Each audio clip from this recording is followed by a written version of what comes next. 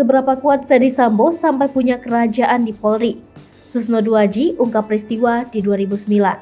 Menko Polhukam Mahfud MD mengatakan, Ferdy Sambo memiliki kerajaan di Polri. Hal tersebut lalu dibenarkan mantan Kabariskim Polri, Komjen Purnawirawan Susno Duaji. Susno Duaji bahkan menyebut, Ferdy Sambo bukan sembarang jenderal bintang 2 biasa, sebab Ferdy Sambo selama ini menjabat sebagai polisinya polisi.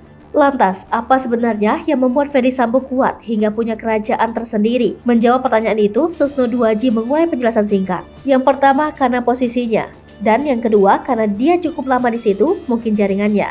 Mengulas kekuatan Ferdy Sambo di kepolisian, Susno Duaji berapi-api. Karena diakui Susno Duaji, ia sempat menjadi korban skenario polisi beberapa tahun silam. Sama halnya yang dilakukan Ferdy Sambo kini. Seperti diketahui, Susno Duaji di tahun 2009 pernah menghebohkan satu Indonesia lantaran melayangkan pernyataan cicak versus buaya. Pernyataan itu dilontarkan Susno Duaji terkait konflik di antara Polri dan KPK. Selain itu, Susno Duaji juga pernah tersandung kasus korupsi saat menjabat sebagai Kepala Polda Jawa Barat. Susno Duaji kala itu divonis hukuman 3,5 tahun penjara dan denda 4,2 miliar rupiah.